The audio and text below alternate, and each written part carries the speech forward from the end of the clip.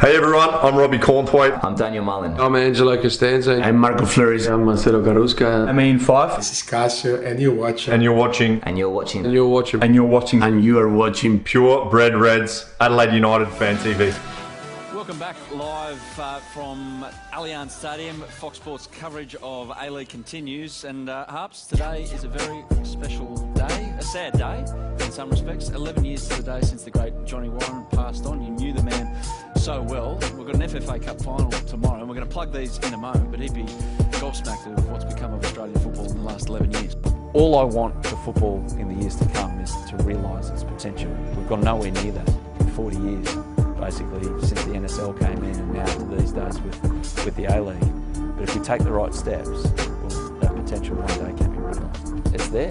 There's over 1 million people playing the game. We've got a professional league in the A-League. We've got a semi-professional, hopefully fully professional, not too far down the track, W League. We've got Socceroos playing in World Cups and Asian Cups. We've got Matildas playing in World Cups. There is a little disconnect within the Australian football community, but if everyone in Australian football can realise that we're all in this together, it's not going to happen tomorrow. No, it's not going to happen in 10 years, but it's a whole generation or two away that there's that possibility that it can become huge and mean a hell of a lot more to a hell of a lot more people in Australia. Adelaide, new coach, new system, a few unknown players as well. Yeah, thanks very much, Sarah, in the Sydney FC rooms. Let's go over this way. We're going to have a chat to a couple of players, and Luke Bratton's already been over the sushi. What, you're eating? Just swallow it, mate. Yeah, the biggest start tonight. The commentators, you're saying, were just asking themselves up there, you reckon he'll be happy with that? So I'll ask you, are you happy with what you just did? Those top players like Messi, Suarez, talk about, and springs to mind, a few of the guys like Aguero, Manchester City. They got Hello and welcome to the Pure Bred Reds, Adelaide United Fan TV. I'm your host, Ellis Gelios, joined by a very special guest this week in an update video for everyone. He's been a central figure to Fox Sports' coverage of football in Australia for the best part of the last 12 years. I speak of course, the highly charismatic Adam Peacock. Adam, it's an absolute privilege to have you on the show, mate. It's a very strange old pre-season that we find ourselves in. How are you holding up? I'm good, Alice. Yeah, thanks for having us on. It is a strange pre-season because right now we'd ordinarily be sitting there after like 3 rounds of the A-League and picking apart teams' performances instead of staring at our navels, wondering what's going on with Australian football for a change. But yeah, it is what it is, and we'll look forward to December 27. I've already got it marked on the calendar and can't wait, really. Absolutely, mate. No question about it. Now, I just want to start by congratulating you personally for playing your part in ensuring that last season reached the smoothest conclusion possible after the unprecedented hub that you and Fox Sports so superbly covered in a proper football feast that we'll enjoy. You yourself were hosting one night of action and then commentating the next, it seemed at times. I imagine as much as it seemed like a tumultuous but intriguing period, it was nevertheless a positive experience for you, Adam. It was. I actually really enjoyed it. I think the tumultuous period was the bit before it when the poor Victorian teams couldn't get out and we weren't sure what was going to happen, and Wellington were having to go into quarantine and we didn't know how Perth were going to get over. And in the end, it all worked out with great difficulty, but it was the first competition, and NRL and AFL have obviously just finished and the Super Netball got done and the Supercars still go on. So it's no mean feat for any of these competitions to get done, and the A-League was the first to do it. Remarkably so, and really impressed by the people behind the scenes that made it happen. The club staff in particular, looking after the players as well. They're the stars. They're the ones that kind of that put on the show. So they got looked after big style. But the staff members of some of the teams and some of the stories I was hearing about family members of staff, and yeah, they all played their part, and it was quite remarkable that it got done. And as for that actual month of football, I actually really enjoyed it because it was on every night. It was in the right football conditions. And it was young players showing what they can do because some of the more experienced players didn't come back, or they were out injured, or in Adelaide United's case, they were just superb to watch. So it gave a little window into what the A-League is probably going to be this season in terms of the youth and the average age coming right down. And yeah, if that's the type of football that they're going to serve up, I think we're going to have a pretty good season. Yeah, beautifully said, mate. So just moving forward, the A-League is in a transitional phase where a lot currently seems uncertain. It appears we're close to seeing a CBA finally being reached, as well as seeing the league formally switch from being governed by the FFA2, the A-League clubs collectively holding an 80% stake in the competition. Whilst we can all get caught up in glossing over what's flawed with our competition, how important is it that we apply the global perspective of football clubs that are undergoing serious hardships as a result of this pandemic to whatever situation we find ourselves with our game here in Australia? Yeah, I think you've got to take into account everything that's going on, both here in Australia with other sports and what's happening with football all around the world. And I don't think everyone's kind of comprehended. I think football in Australia is a bit ahead of it in terms of, okay, now we need to do this with the CBA. Club balance sheets have a vastly different look right now. The governing body's balance sheet has a vastly different look right now. And that will happen with NRL and AFL. Now, it's a much grander scale because they've got more revenue, but they're going to have to negotiate with their players. They're going to have issues that we're going to read about in the paper. And yeah, football does have these issues because not only is it COVID putting its imprint on how things are run these days, it's also the fact that it's come at a time when there's meant to be this switchover between the FFA running things and the clubs running things. I'm talking of the professional leagues right now, the A-League and the W-League. But yeah, it's a really difficult time, and I think it's kind of put what was going to happen in 3 years' time forward. And now they just have to make sure they make the right decisions and do it quickly. Football's never had a history of being able to make the right decisions quickly. Hopefully this is a bit of a difference, but yeah, I'm not so sure. Put it this way, I'm more looking forward to December 27 than I am what's going to happen off the field in the meantime. Yeah, I think we can all echo that statement. Now, getting into the 2020-21 season, Adam, for which we do now have the start date, as you mentioned, December 27th. Make sure you tune in to Fox Sports and KO for that. How do you see the league taking shape? And just as an extension to that, we know it's a reduced salary cap with a number of decent squad players having recently looked for moves to the Indian Super League. However, is a club like ours in Adelaide United the glimmer of hope, given that we were showcasing the best of what young Australian players have to offer even before this pandemic hit? I think Adelaide were a little ahead of the curve given their model. And I was reading Bruce Ducey, his comments about the Riley McGree situation. Dave DeVerdovic did a great article. I think it was on Optus actually. So there we go. There's my first swear word of this. But yeah, Dave wrote a superb article about how Adelaide did this Riley McGree deal and what it means for that club. And Bruce was saying that Adelaide have this business plan implemented at the start of last season or during the takeover with the new ownership was basically use Adelaide United as a breeding ground for these young players to come through and get them through the system. They've got a really strong, obviously, NTC program down there with the youth football, and Carl Veart knows that program backwards. So he knows the best kids coming out of it, and they're developed the right way, and you look at them play the right way. And yeah, they jump out of that system into the Adelaide United system, and then that's the springboard to perhaps bigger and better things overseas. And Adelaide United win out of that. The player wins out of that. Australian football wins out of that. So I can't see how there's a bad thing of doing it that way. It can't quite work like that everywhere because Adelaide just has the pick of the best South Australian talent. And obviously Melbourne, there's 3 clubs. So that's going to be divvied up. But look, it's the way you're going to have to do things because you can't rely on the broadcast revenue going forward. You can't rely on sponsorship revenue going forward. You need that other stream. You need that player transfer market revenue coming into your club if your club is going to be any way successful when it comes to a balance sheet and then on the field. And I think Adelaide United have got the right way. They've just got to keep doing it the right way and see if it works in the long run. Yeah, awesome stuff, mate. So talking about the actual football now, besides Sydney FC, who really have created a dynasty for themselves after last season's grand final, who, in your opinion, are the early contenders for taking out next season's top gong, and who might look to be in some trouble as we see MacArthur entering the competition? By the way, I just want to point out this is not my drink bottle; it's my wife's, but it's the only one I can find. All good with us, mate. When you're in a house with 4 kids, drink bottles are scarce. They're like headphones. That's why I don't have headphones on either. So they walk too. I appreciate you're busy, mate. Yeah, very busy. Next season, it's too early to tell. Teams haven't done their recruitment. Sydney have done pretty well to keep pretty much everyone but Lafondra, but that's still 20-plus goals a season, so that won't be easy to replace. I think Melbourne City, provided Paddy Kuznorbo just settles in and continues the great work set down by Eric Mombert in last season's campaign, I think they'll have a successful season. There's big question marks around a lot of other clubs. I mean, Adelaide United, I'm not sure how they have great success given the players that have left, but who knows with some of their kids coming through, that might be the template for success these days in having a lot of exciting young players with a mix of, or just a smattering of experienced class. So, yeah, I think it's too early to tell. I think MacArthur will be pretty good.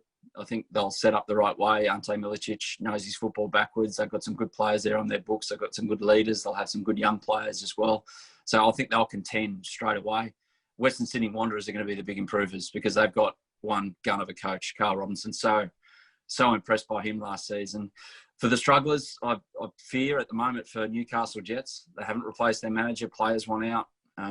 I mean, it's a long way to go. It can change quickly. It's just one appointment away from all turning around and getting the right manager in. But at the moment, they need an owner. They need a manager. They need senior players. They need a training ground. It's not a good situation up there in Newcastle. So hopefully they can turn around for their sake. But at the moment, you'd have to earmark them as the ones that are going to struggle next season. Yeah, for sure. So what does the roadmap out of this current slump, if you like, in our game look like for you? What type of direction does Australian football have to head towards? And we don't have all day, obviously. And I know you've gone down many rabbit holes on the Fox Sports Football podcast discussing this for the best part of 12 months. But yeah, what direction do we need to head down for Australian football to get back to those great, 2008 to sort of 2016 days that we're really privileged to have on Fox Sports, hosted by the likes of yourself? Thanks. It's multifaceted, that. So firstly, that mainly aims at the A-League and the ambitions of clubs. And I think they're just going to have to retract first and ride out this COVID period and then go forward. And they're going to have to do it, I think, without the broadcast revenue that they thought they had in the deal that now is the one-year deal with Fox. And going forward, who knows what that looks like. So does the new broadcast situation look like a revenue sharing system with a big platform? Does it look like still on Fox? I'm not sure. I don't know.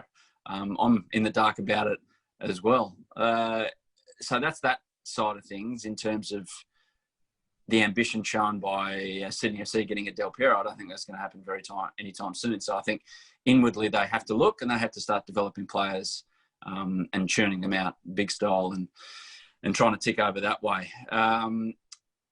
In a greater sense, I think the model needs to be looked at more greatly is the fact that, okay, when did we produce our best players and how did we produce them?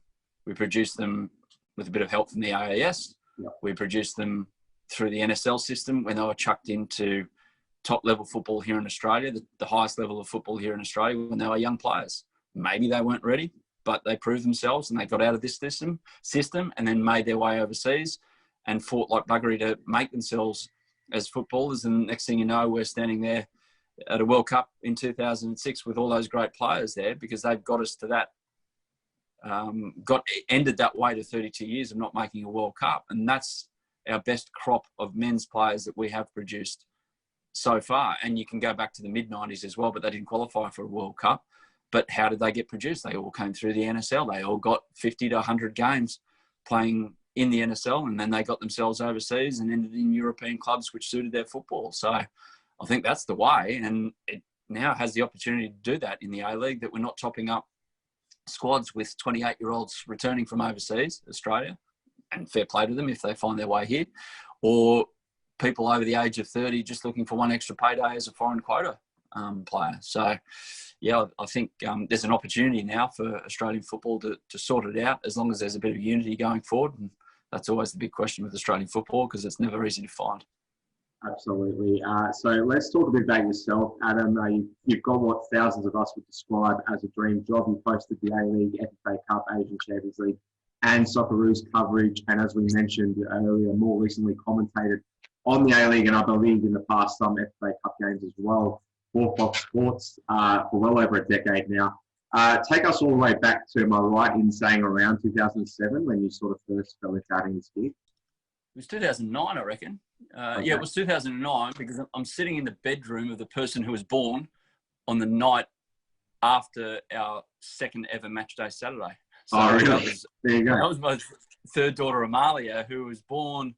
I remember it because it was our second show at Match Day Saturday. Miran Bleiberg was our guest, and Miran complimented me on Amalia's name because it was something in Hebrew, I think. I don't know. Okay. I just made it up. I just heard it at a park one day. I didn't pluck it out of some Hebrew name book or anything like that. So, that was 2009. So, I just got asked. They wanted to bundle together the A-League coverage and the Premier League coverage into one show on a Saturday and have this extravaganza of 12 hours of football. And it was... What a gift it was, mate. A lot of people's youth, I found out, like a lot of people come up to me and say, man, the number of times I came home after destroying myself on a Saturday night and I'm sitting there with you, Bodger and Robbie at 2 a.m. It's like, okay, cool. Sounds like fun. I'd probably had about 3 Red Bulls and about 4,000 freaking Red Frogs by then as well. So can't blame you. But yeah, it was such an enjoyable experience. I didn't know Rob. I knew Robbie kind of. I didn't know Bozza at all, but we immediately clicked and had a great time from the start. And it was a really enjoyable process. And yeah, forever thankful for the guys at Fox for giving us a chance to do something like that. And off it went. And that's what we did for the next few years while we had the Premier League. Yeah, wicked. I mean, your chemistry with Bozza kind of, it appears as though you grew up in the same neighbourhood, mate. Yeah, it's odd though. We've got vastly different backgrounds. He grew up in Sydney's West. I'm from the Northern Beaches where we don't wear long pants unless it's absolutely freezing cold or a wedding. He grew up, in the West, but he's a city dweller now. He's like had a career that is mind-blowing. He still tells me stories that blow my mind and lives in Knightsbridge, which is probably the most expensive suburb in all of the world, and comes back to Australia and still lives in the city. So we're vastly different characters. I'm like away from work. I don't like talking much, and Bozza just loves talking. I try not to eat too much, and Bozza loves a good meal. He loves exercising though, I must say that, and I like exercising too. So we're 2 totally different characters, but we just get on, and he's always the life of the party. Yeah, mate, we're all very jealous of all the stories you must be privy to when the lens goes off there in the studios. Let's discuss your experiences in Adelaide, mate. You've covered so many games down here over many thrilling seasons. Are there any particularly memorable occasions that you have from being in South Australia and working for Fox? Yeah, there was I'll name 2, or 3 actually. The grand final, how can we go past that? That was a magnificent day. And I'm still kicking myself that I didn't have a few dollars on Adelaide 3-1 with Pablo Sanchez to score the last goal, because I said that on the coverage just before we went to the game. But anyway, that's a moot point. The week before, I really enjoyed that atmosphere. When Hindmarsh is pumping, as you'd know, or Coopers, it's a great football ground. It's a superb football ground. And having been to most of the others when they're jam-packed full, it's right up there. It's fantastic. And that night, that semi-final win, that place was absolutely pumping. Wasn't there for the FFA Cup final triumphs, but still they looked great. And I can imagine it, having been there for that semi-final, what it was like. And another one was actually after a nondescript Socceroos match. I forget who they played, and they won at Adelaide Oval. It doesn't happen too often, so I could probably name the game. But don't think it was a Saudi game. It was the other one that they had down there, Tajikistan or something like that. Back in 2016, Myself, Ned Zelich and Robbie Slater ended up at Mr. Kim's. So I've got another question about that coming up, mate. So I didn't know how, but we'll get to that in a moment. But they're the memorable occasions, and love coming to Adelaide because there's a passionate support, and there's always a good feed to find. There's that steakhouse, I forget the name of it, in Adelaide that we've been to a few times, and I think one time I went there with Sasha Ognanovsky. It took me 3 days to eat again. It just took so long to digest and move through me, but it was enjoyable. Always a good feed to be had, and always an enjoyable night at the football in Adelaide. Yeah, beautiful, mate. And we love that endorsement from you for our town. Now, if you haven't seen it, just quickly check out the spellbinding documentary that Adam Peacock narrated, chronicling Adelaide United's pioneering efforts in the 2008 Asian Champions League, where our club made the competition final and was the first from Australia to ever do so.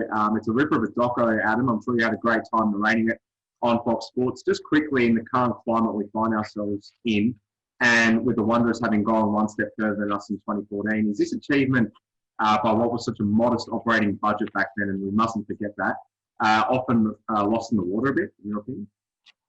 Yes, absolutely. I think every Champions League that comes around, it should be celebrated and remembered highly. They were the trailblazers, Adelaide. They always competed, no matter what their situation in the A-League was. They always competed so well, especially in the early years of the Champions League, and that one making the final in particular. And I've got to give a shout out to the guy who put it together, Paul Connaughton, who's no longer with Fox, but he's a Middlesbrough fan. He's from England. I don't know. I think he's back in England now, but a fabulous TV operator and put together that doco himself. Basically, he produced it, he sourced all the pictures, he did all the interviews, and I just plunged in and happened to put a few words to it with my voice. But yeah, really enjoyed watching it, and I haven't watched it in a while. I should, again, with the Champions League coming up, and we should put it on a few times. So that's reminded me. I'll get in contact with the guys at Fox, and we'll give it a few more spins, because we did one on the Wanderers as well, and that was enjoyable too. But yeah, I think those achievements are underestimated, and I think they should be more highly regarded than they are.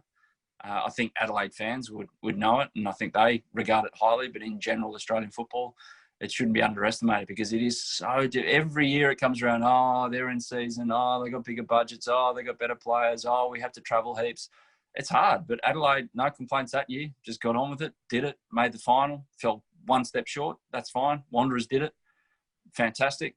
Should be everything that Australian clubs aspire to every single time they enter that competition. Yeah, absolutely. And it is a really, really good documentary. So make sure you check it out. Probably the best ALeague United documentary that's ever been produced. And I dare say most of our fans probably never saw it. But we'll move on, Adam. Just a few more to get through here, mate. So switching things to a bit more of a social sense here. The word on the street, as you just touched on before, is that you're quite fond of Mr. Kings.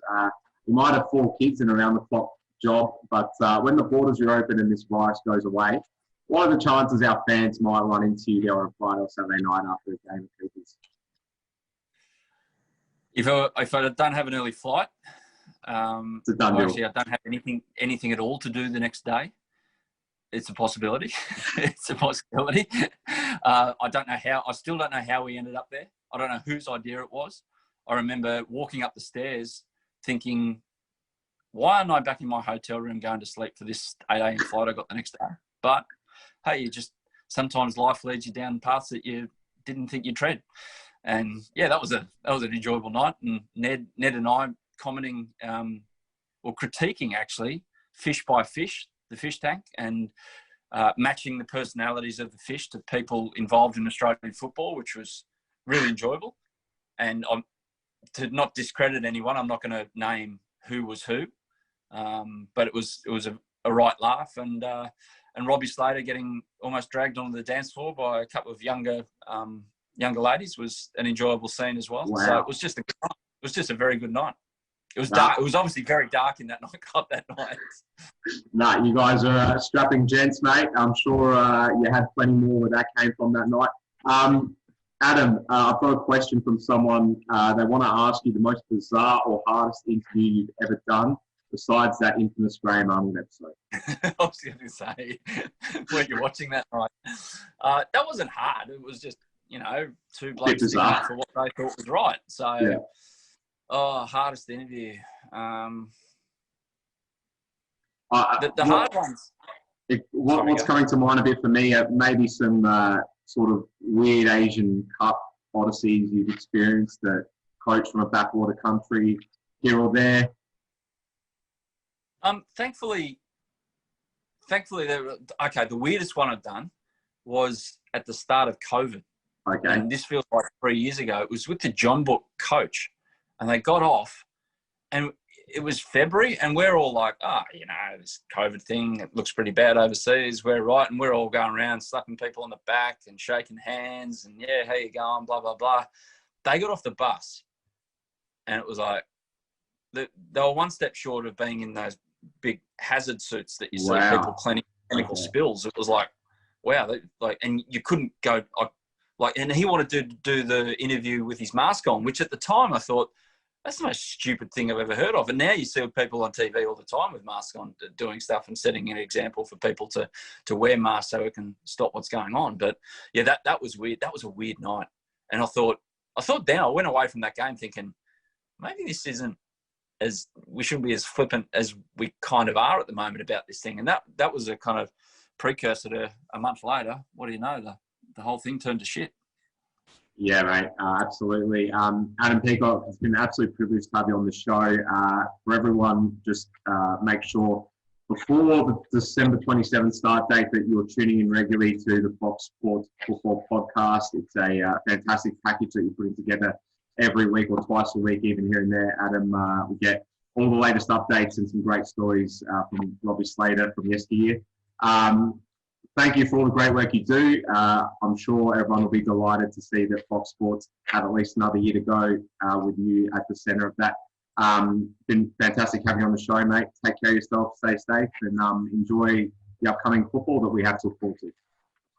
Thanks, Alice, and well done to you for what you're doing and putting it together, because things like this make football tick over, and more we hear from fans and their perspective and the work that you do, should be more of it. So well done, mate. Awesome stuff, Adam. Take care of yourself, mate. Cheers, you too.